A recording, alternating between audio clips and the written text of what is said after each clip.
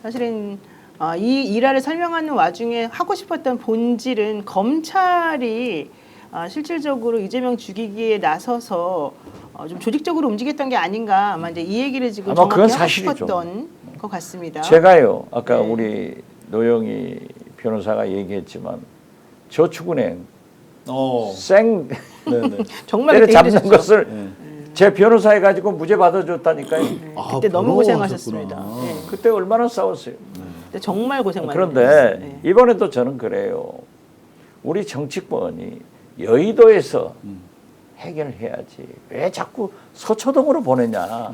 맞아요. 그래서 제가 최상목 대를 상대로 대정부 질문을 했잖아요. 세게 했죠. 네. 세게 하니까는 이제 국민의힘 의원들이 와 들고 일어나서 그럼 또 떠들어라, 더해라, 더해 하고 그때 막 그러고 있는데 거기서 나보다 치매 들었다고 한 사람 국회의원이 있었어요. 어느 놈이요? 그러니까 우원식 국회의장이 어떻게 그런 얘기를 할 수 있느냐 하면서 그 뭐 우리 민주당에서는 윤리위원회 뭐 제소하자, 제명하자 뭐 이런 소리까지 나오더라고요. 그래서 제가 연설 딱 끝나고 저부터라도 제 관계 문제를 가지고 윤리위원회로 가고 서초동으로 가는 것을 막자. 그래서 국민의힘 의원들한테 제가 혹시 기분 나쁘게 얘기를 했으면 이해를 해라. 복 많이 받으세요 하고 용서하고 끝내버렸어요. 그런데 어떻게 됐든 저런 일이 있어서는 안 되고 그리고 검찰도 그래요. 헌법 정신 모든 우리나라 법이 구속해서 수사하는 법은 없잖아요. 그럼요. 원래 불구속이 원칙이죠. 불구속 기소가 원칙인데 의원들 문제를 걸어가지고 꼭 구속하려고 하지 마라.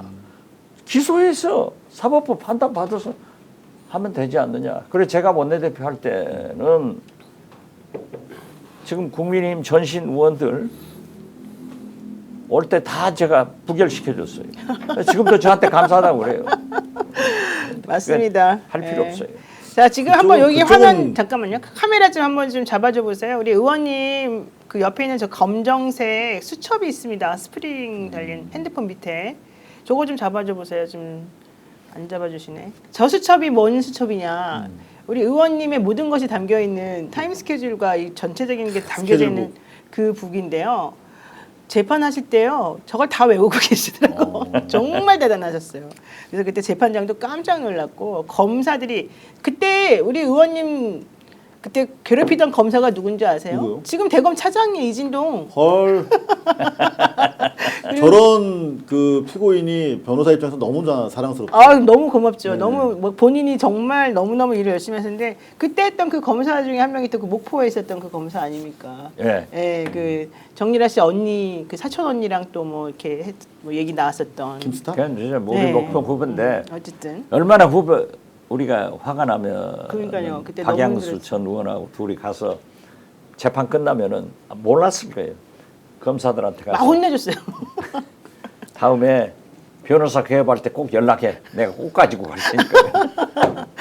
아유, 어쨌든 그때 생각하면 참 추억이기도 한데 당하는 입장에서 막 분노하시면서 분개하시면서 연설을 막 하시고 재판하시다가 그런 모습이 사실 떠오릅니다. 어쨌든 그랬더니 그 특수부 검사들이 다들 놀래가지고 기에 질려가지고 사실은 좀 그때 좀 놀래던 모습도 사실은 저는 기억이 나는데요. 중요한 거는 검찰이라고 하면은 공정하게 죄가 있으면은 죄를 찾아내서 기소하고 없으면은 무죄로 만들어주는 게 원래 검찰이 제대로 할 일이거든요. 근데 지금 그 검찰에 대한 신뢰가 땅에 떨어지다 보니 근데 이런 얘기가 지금 온 것 같아서 좀 안타깝고요. 국민의힘 권영세 비대위원장이 오늘 사실은 경북 경주에서 열린 부산, 대구, 울산, 경북, 경남 기초의원 연수행사를 찾아가셔가지고 아시다시피 저는 지역이 서울인데 서울은 조금 쓸쓸하다. 영남에 와보니까 여기 계신 분들을 가지고 그냥 나라를 하나 만들어도 되겠다는 생각이 든다. 좋은 생각이야. 이런 발언을 하신 아주 거예요. 좋은 생각이야. 그래서 여러분들을 보니까 우리 보스의 열정과 품격이 느껴진다. 이제 이런 얘기를 하셨다는데 그러면 뭐 영남은 또 따로 이렇게 뭐 하고 이러면 안 되잖아요. 물론 이제 그런 취지로 또 말을 한 건 아니겠지만은 만약에 그 말을 이재명 대표가 했다고 하면은 네 난리가 났겠죠. 엔비디아 파동처럼 또 만들어낼 거예요. 네. 아니 근데 그 권영세 비대 얘기야 뭐 그 거기 입맛에 맞춘 얘기일 수 있는데 네. 그 우리가 이제 객관적으로 볼 때 어떻게 그 국힘 세력이 이렇게 통화를 하고 있는 지지층과 민주당이 통과를 하고 있는 지지층이 수십 년 혹은 100년째 고정될 수가 있냐 하는 거예요. 그러니까 권영세 씨가 말하는 걸 그냥 해석을 해보자면 이런 거거든. 영남 지지 기반, 강남 최상층 부유층 요 둘이 결합돼서 당을 잘 만들면 자민련이 되는 거예요. 한 30석 내외. 그리고 수도권에 약간 좀 보수적인 사람, 약간 진보적인 사람, 중도에서 오르내리는 사람들, 그 중에 그냥 웬만하면 국힘 계열을 찍던 사람들, 그냥 민주당은 운동권이야, 민주당은 심하면 빨갱이야 이랬던 사람들이 네. 좀 눈뜨고 보니까 그래서 과거에 습관적으로 별 정치적 성향이 강하지 않지만 그냥 국힘을 찍던 웬만큼 사는 사람들을 저는 민주당이 다 찾아와야 된다고 생각해요. 네.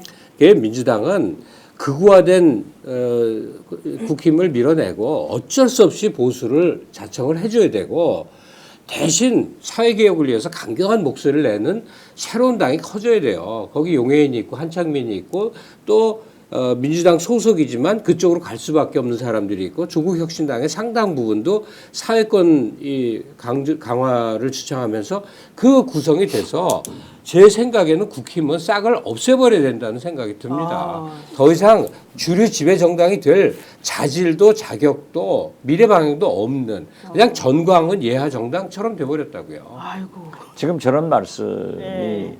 문학평론가니까 훨씬 더 설득력 있게 들리는 거예요. 바로 그걸 주장을 한 게 김대중의 우리 민주당은 중도 개혁이다.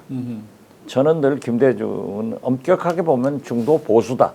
예. 그러나 대북 문제, 노동, 복지 문제는 진보였다 하는데 요즘 이재명 대표가 중도 보수를 표방하면서 우클릭을 하는 것은 그것이 승리의 길이고 김대중의 통합의 길이다. 길이고. 네. 저는 그렇게 칭찬을 지지를 해요. 우리 당에서도 이인영, 임종석 이런 분들은 언제부터 우리가 우클릭이 무슨 소리냐. 하겠죠. 예. 그것도 좋은 일이에요.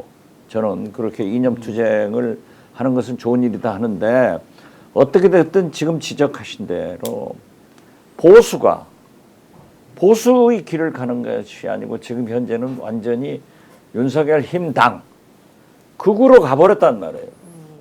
그러니까 중도 보수가 방황하고 있을 때 거기를 껴안고 가는 정책은 굉장히 필요하다. 그 대신 우리 민주당에서는 우클릭을 하면서도 아래로 클릭도 해야 된다. 그래서 소외계층, 약자도 보듬고 가자. 저는 그런 말씀을 드리는데 아주 좋은 지적해 주셨어요. 네. 그래서 일부에서는 그러잖아요. 이번 윤석열 파면되면은 아마 극우 보수당은 지구상에서 대한민국 상에서 사라질 거다. 그런 날이 와야 돼요. 네, 맞습니다.